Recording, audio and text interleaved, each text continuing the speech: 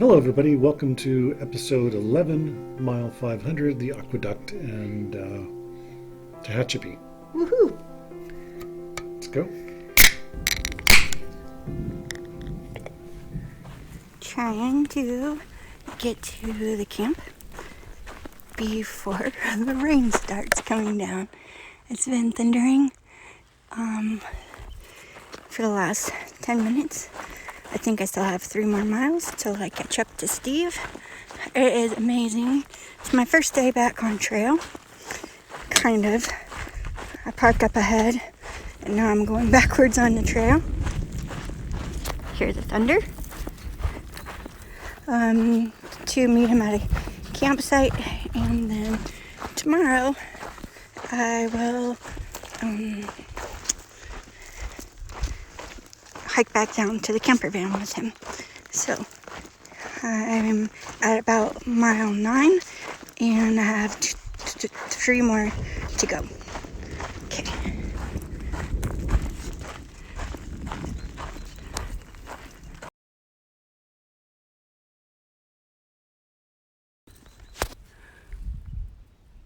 It's been a lot of thunder.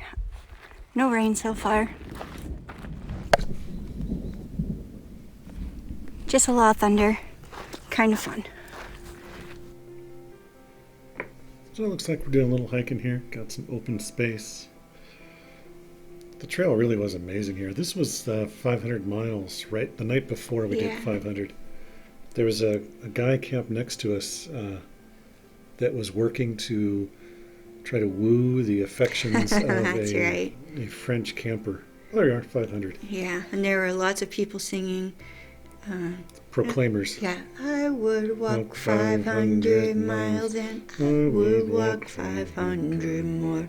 Yeah, that was. Yeah, I'm not sure what was worse: hearing people, sing that song over and over again, or listening to the guy try to bed the girl in the tent next to us. In the end, I got weary of listening to him. It was so hokey. It was just terrible to listen to. I put in earphones and listened to a book rather than listen to him. Anyway. Yeah. So there's Hikertown the next day. I drove to it. Steve ended up hiking to it. I hiked back down to the van and then drove over to Hikertown. So that was a cool little place. There was a restaurant and had obviously maps where you could pin where you were from. So that was pretty fun to see. Even someone from Antarctica. Yeah, my burger was nasty. But it was huge. It was too big. Oh my gosh, it might have been a pound of meat. And then we got to the aqueduct. Here I am, right there on the side. That's the water going by. It was kind of windy right there, but it was just so different than hiking in the mountains or the hills. I guess they weren't necessarily mountains, and then coming out to this just really flat area with all this water going by. The aqueduct, this section, there were like ladders. I don't know, every couple hundred yards or a couple hundred meters. I guess in case someone fell in, so there'd be a way to actually get out. Oh, there's the little market. This was a street or a road I was trying to go down to get to Steve. I ran into lots of dead ends that day. They were all flooded. Yeah, this is we're coming into the section here where a lot of us will just hike at night because the temperature is just so high during the day. So in this area, I think I hiked until about 10 a.m. maybe. Yeah, 10 and or then 11. I finally found a road that went through so I could get you. Yeah. And then we just parked under a windmill and turned on the generator and air conditioning and chilled out for a while. Yeah, it was super, super hot. Then it dropped you back off. Yep. And finally, I got a decent road to drive on. Yeah, then here we're coming in and a boat in the middle of the desert. Now we're actually starting a night hike here. So Noelle and I were, I don't know, 12 miles apart maybe? Probably. And I was hiking north and Noelle was hiking south. I dropped Steve off and then I went back north. Yeah. So then it was just really, I guess for me, hiking into the twilight. You know, the sun's going down, and it's getting dark. This was my first time to night hike anywhere, so it was a brand new experience for me. On the left there, you can see that's like concrete. That's the aqueduct running underneath it there. So every once in a while, there's a section where you can see like a water tank or a water hole, I guess. Mm-hmm. And now we're actually, it's at night now. These are the windmills. The windmills that are blowing. So I parked actually in a windmill farm, and then I hiked back down to Steve. I loved it. I thought it was super fun. I kept turning my headlamp off, or I would turn it to red. But then I realized that if I had it on red, then hikers coming towards me thought I was an animal. So I was freaking out hikers coming towards me. So then I would either have it just off or just normal white light. So next day, Steve next took off again. Yeah. I gave lots of boiled eggs from Donna to hikers. They loved it. Oh, that's right. Yeah, she stocked me up from her chickens. There you go, walking. Yeah.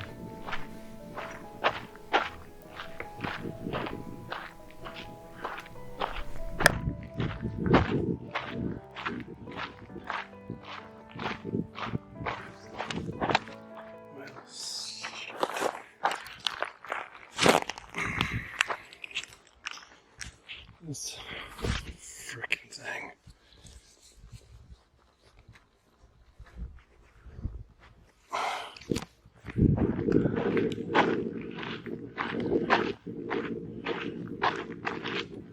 I'm rotating between using my umbrella and not using my umbrella.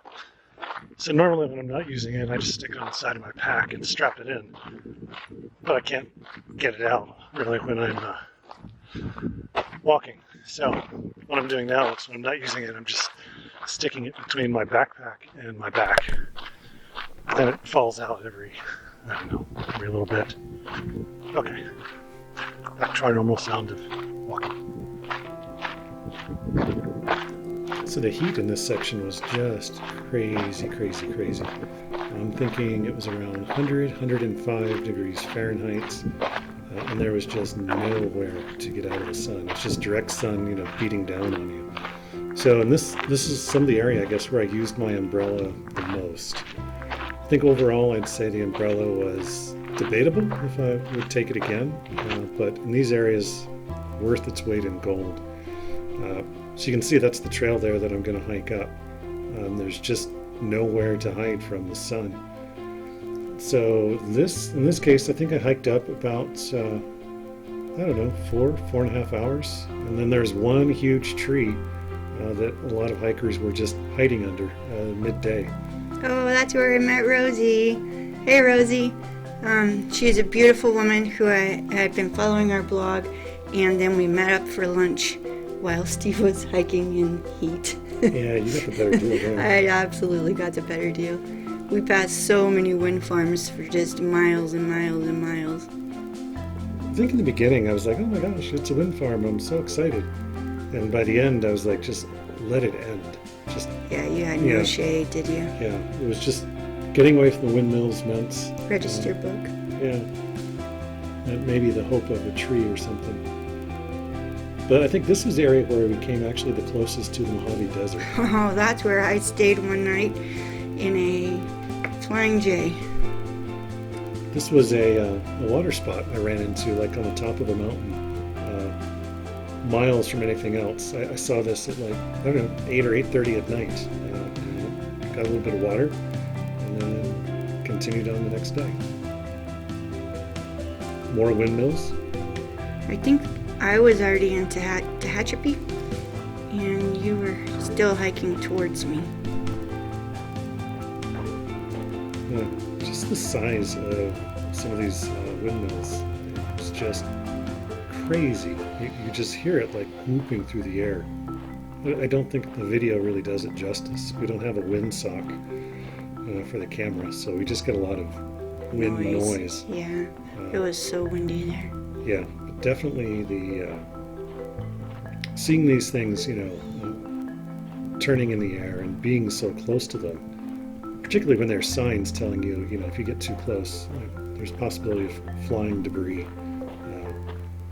I've never been that close to any of these things before. Somehow I suspect I'll never be that close again. Maybe not, huh? Yeah. Certainly, though, this was an area that it was beautiful, but I was anxious to get out of it just because it was so stinking hot. So exposed. Yeah, and this, by everything we heard, this was definitely a cooler year. Other years, or even later in this year, this was maybe second week of June when we're coming through here, so somewhere around June 3rd. By later in the year, it was 110, 115 degrees in here.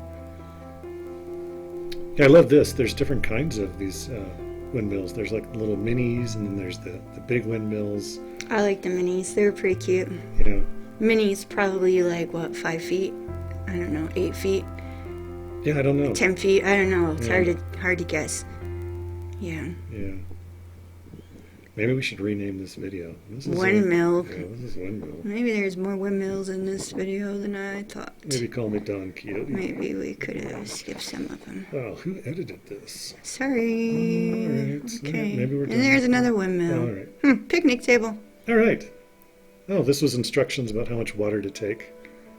Oh, there's more windmills. Oh, yeah. This I did. That's leaking out from your umbrellas.